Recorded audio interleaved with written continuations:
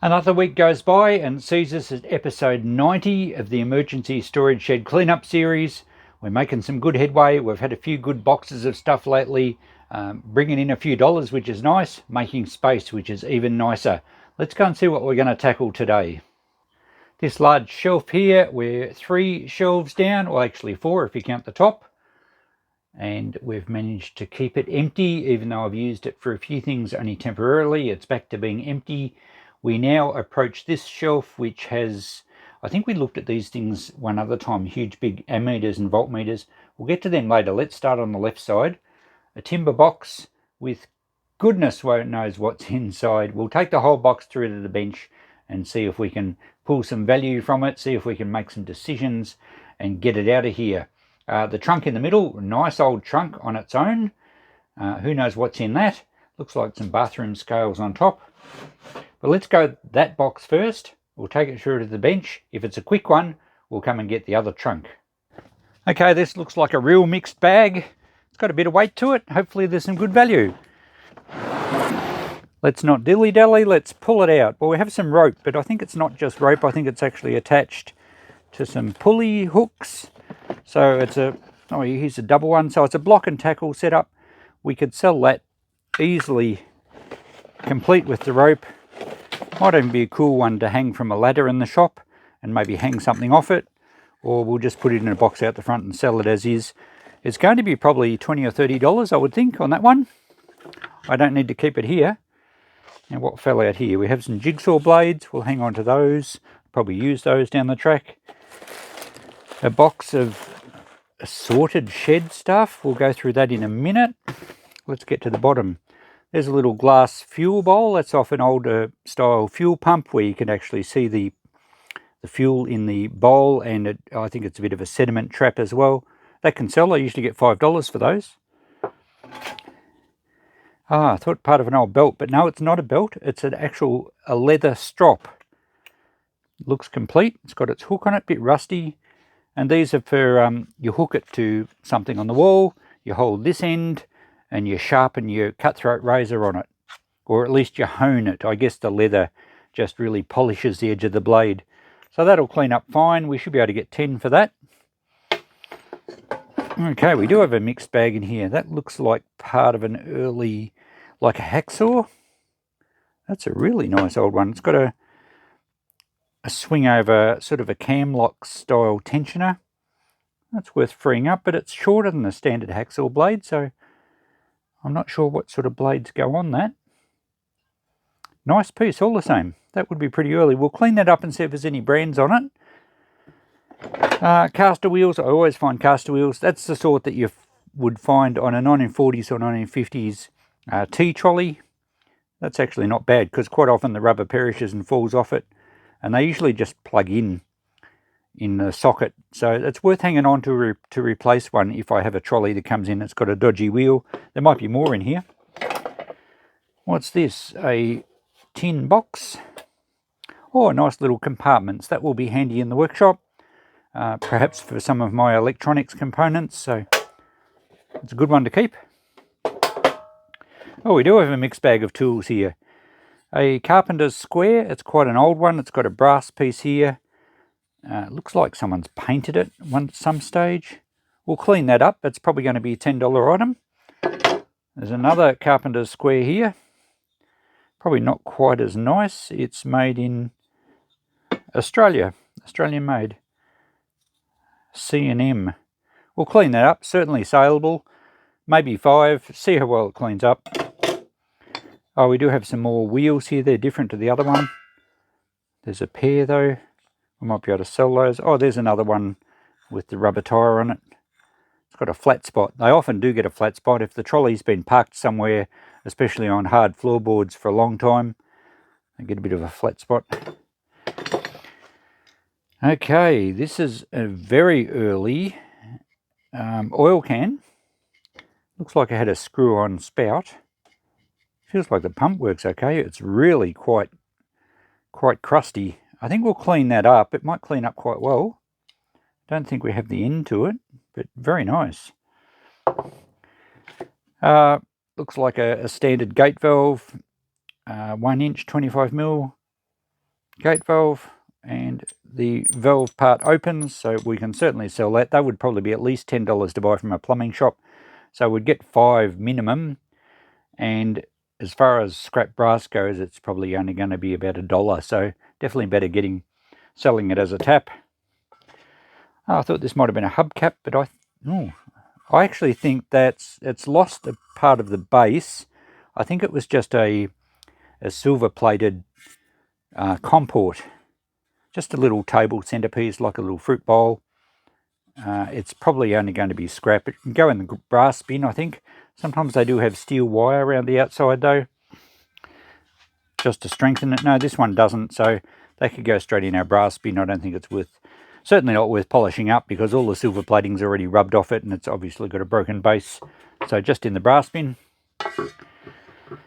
Another pulley here. It's not the hook one. I don't think it goes with the block and tackle, but we'd probably get $5 for that alone. Oh, we have some weird stuff in here. That is quite an elaborate piece of timber. It's actually a valve, engine valve lapping tool, suction cup onto the head of the valve, and you work the valve back and forth with grinding paste just to seat the valve in properly. The rubber's actually still okay, but it's too big a cup for any of the small engine valves that I would be working on. I think we could still sell that though. We'll get at least 5 for that. A handle off I believe that's the handle off a large scythe. You know, the big thing that the Grim Reaper holds, or similar. And there's a handle halfway down, and you hold something at the top and you swing the blade round. And I think it's for harvesting crops originally. So that's what that's off. What have we got here? A grease gun. It's the sort of grease gun you would use for lubing a chainsaw bar. They often have a little hole at the end where they have a sprocket, and that pumps grease into it. Could have been used for any number of things, but I'm sure it's a grease gun. Don't think it's got grease in it, which is good. A nice old timber-handled screwdriver. It looks like the end's been sharpened a few times. I do have a bit of a collection of these. They're handy in the shed. They're much better steel than you get in modern screwdrivers. Even though it's been sharpened, it could be reshaped quite well. And the timber handles are actually quite nice to grip. I'll put that with my collection. It's probably an English one, and if I was to sell it, I'd probably ask $5, but I think I'll hang on to that one. At the bottom of the box now, this looks like a drench gun, probably for cattle. Oh no, it's actually got a needle in it. So it's not just for drenching in their mouth, it's for injecting something. It's been a long time since I studied agriculture. I'm not sure what they would have used that for. Feels like, oh no, it does work. It's a bit seized, but probably just the rubber seal in there was stuck. So you would obviously have fluid, and there's hoses here for it, out of some sort of drench thing, but I'm not sure what you would inject, because drenching is normally just oral, straight in the mouth, and you wouldn't have a needle for that. But obviously for agricultural use, I would assume. Various bits of hose here. These probably go with it. Oh, that's the fitting you use for oral drenching. So you're not going to obviously hurt the animal. So yeah, it's a drenching kit, I guess. There's needles, so it's obviously to do a number of different functions. We might leave that all together. The actual gun feels like a pretty good quality one. I might just check out the brand. It says Veterinary Instruments Melbourne, Australia. And it does look in good condition. So we'll possibly get about $20 for that. I might just check that out online to see how expensive they are to buy. That's the bottom of our box. And it is lined with newspaper, a local Shepparton paper. I wonder when I packed this up. 1997. No, well, I wouldn't have put that in here because that's before I moved to this area, and I wouldn't have brought this stuff with me. So it probably came out of someone's shed like this, and quite possibly this stuff was out of someone's shed and I didn't pack it at all. Anyway, the paper's not old enough to be worth anything. The box itself doesn't have any advertising on it. Oh, it looks like it used to. W&A Gilby, I think they made gin, so perhaps it was a gin bottle box. Bit hard to read. The box isn't overly good. I think we'd just probably get $10 on that. I'll take the paper out of it and I'll give the box a bit of a wash up. So yeah, $10 for the box. Okay, I've been cleaning up some stuff. In with the drench gun, I found a couple of these things, which are shearers cutters. They go on the shearing handpiece. They're branded Cooper. I don't think they're quite rusty. I do have a box of shearers bits and pieces at the shop. I'll probably just include them in that. I don't think they're worth selling individually. And we still have this little ice cream container to go through, and then we'll get the notepad out and price it all up. So we have an aluminium plate, a plaque, and it says Rice, Windale Street, Dandenong. Oh, and even a phone number, 792. So that's an earlier number, probably 1980s. And I don't know what this was actually off. Perhaps look, horseshoes, maybe? I might just check that. But I don't think it's of much value. I might wash it up, put a couple of dollars on it. People do like to collect plaques and stick them up on their wall or something. Maybe $3 or something.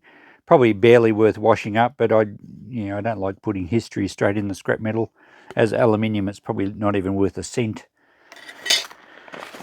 We have some metal screws here.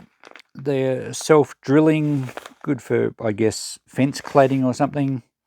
I might actually probably use those here. I'll put them in a jar. I'll take them out of this packaging, and whether I use them here or put them in some hardware at the shop, I'm not going to write down any value for those. What's in the blue bag? Oh, more of those. Lots more fencing screws. So we may as well, I don't think I'll ever use that many, so I will probably fill a jar of them and sell that. Might get $5 for it. Speaking of jars, here's one. And actually says screws, brass, and self-tappers, I think. So this has obviously come out of someone else's shed. And this has been their little stash of screws. If these are brass ones, I will keep them because they're handy for doing restorations. Yeah, they're nice little straight slot brass wood screws. So I will keep those. I'm guessing the others are going to be brass ones as well, seeing so that's what the label says. Oh yes, there's some normal self-tappers and some nice brass wood screws. Alright, very good. I will keep those. I will probably store them a little bit better than that. Okay, an extension, well, a plug and a socket. Looks like that's never been used, It's a bit greasy on the outside, but I think these have never been installed. I do keep a box of these at the shop. Every time I cut a plug off an appliance or something, and the plug is one that you can rewire, as it's not a molded plug, I'll throw it in a box at the shop and just put $2 on it. These are Clipsal brand, Australian made, so they will certainly sell to someone. Good. Not much value, but $2 is $2. Well, $4 in that case. Looks like here we have a gas regulator. It's been packaged up for a long time. It's obviously second hand. It's a die-cast aluminium. I think the brass fitting's broken clean off it. So, there's the fitting. Yeah, it's been snapped off. So they can just go in the scrap brass, and I'll probably just pull that apart for scrap bits and pieces too. I'm not going to get that out and try and sell a second-hand regulator. You don't know what condition it's in. You can't muck around with gas. Slipknot insulating tape, made in Australia. I think that's like electrical tape. Geez, that's an old brand. Rotunda. I reckon I won't undo that. I reckon that's probably saleable just as a little collectible piece. Not worth very much, but, I bet you it's been a long time since they've made electrical tape in Australia. A bolt. Some little wire wheels that go in your drill. These will be useful. I will probably use these. Hose clamp. I have a jar for the hose clamps. I will keep some here because they are handy. That's a good size, actually. Probably for something like a washing machine drainage pipe, something like that. Okay, tablets. Here we go. There's a name on it. I think these are blood pressure tablets. I recognise the surname, so I remember where this stuff comes from now. I bought this over 10 years ago. That Still got tablets in it? No, it's just an empty jar. They can just go in the recycling. Couple of sewing needles. Don't think they're much good. They're made in England. I might offer them to Christine. Mighty Scotch. Fiddler's Star. These look like horse racing thingos, so it might have come from a TAB or something. Perhaps these are ones that the guy got in a sweep. Race 4. Anyway, they can just go in the Sunny's Hope. They can go in the recycle bin. And just a couple of other little bolts here. So that's the end of that container. Let me clean everything up and I'll be back with you shortly with the notepad.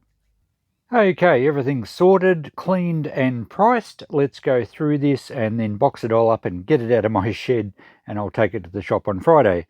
So we'll get to the notepad shortly. There's a few little incidentals here that I didn't really write down anything for, just some parts. I did scrap out that little gas regulator, and then there's those screws. And there's a couple of other bits and pieces that I didn't write down, like the old tape here, also the plug and the socket. So I think I allowed $5, plus we've got some scrap, some cast aluminium, some brass. So as for the stuff that we've written down, I'll go through that in a second. I am keeping this stuff, the brass screws, just these caster wheels from the T-trolley, and the other bits that I explained I'm going to hang on to. I'll probably use that handle at some stage. And we had a bit of rubbish, just one little bag full, and the rest of that can go in the recycling. It's just paper, cardboard and plastic containers and a glass jar. Bit of scrap metal, as I mentioned. The screws I'll put in a jar, and we will go $5 for all those. There's quite a lot there, so it'd be good value for someone. This valve lapping tool cleaned up really nice. It's very well made, nice old timber. I've put $10 on that. Couldn't find a brand on this hacksaw type tool. And I'm not sure what sort of blades you would put in it, but I think I went for $10 on that just because it's so unusual. The other stuff cleaned up pretty well. This one didn't. It was very hard to try and get this clean. It's got really caked on old grease on it, or oil or something. I could clean it up with electrolysis, but I thought I'd just put it in the shop like that for $5. Someone else can clean it up. The other bits over there, as discussed earlier, the box washed up quite well. The block and tackles underneath it, the drenching gear. The grease gun is quite early. It's actually brass underneath that. It says Sydney, so it's Australian made. So I think it could have even been a motorbike grease gun. I think I went $10 on that. And the little aluminium tag, I looked up the address, Windale Street, Dandenong, and the word rice. And the only reference I found to it was in old newspaper articles. Under the bankruptcy column, there was a company called Rice Trailer Products. They made trailers of from that address in Dandenong, and they went bankrupt in 1982. So there you go, probably off a trailer. So our notepad, we got to a total of $155. Price is pretty well as mentioned. I might have adjusted one or two here and there, and I've just put $5 for those sundry bits down the bottom, and I thought we'd try $5 for that trailer plate. $155 from one box, a small box at that. So we make a little bit of space. We have a lot of stuff to put in the shop, and even a bit of scrap metal for my bins here, and a few bits of hardware for my shed. Pretty successful, I think. And so ends another lesson in what to do with stuff. I like that there's only one little bag to go in the rubbish bin. We will recycle some of this stuff, and there's a few things that I'm keeping, as I mentioned, but I'm trying not to say that'll be handy one day and keep it in my shed, because that defeats the whole decluttering exercise. So I'm getting quite a lot to sell. Some of it, yeah, look, I might need some of these screws one day, but if I get $5 for the jar full now, it's $5 in my pocket. If I need some screws down the track, I'll just go and buy some. So I think sometimes you've got to be a bit tough with what you're going to keep, and if you do need it down the track, just go and buy it then. It's all very well to have a hardware store set up at home, but on things that are a remote chance of using it, better off getting rid of it, using the space for something that you use regularly. That's my view anyway. Thanks for watching, guys. Another episode done. We're well over 14,000. I didn't get a total, but it's still building up. Another box out of the shed. We'll tackle that nice trunk looking thing next week. Catch you then. Bye for now.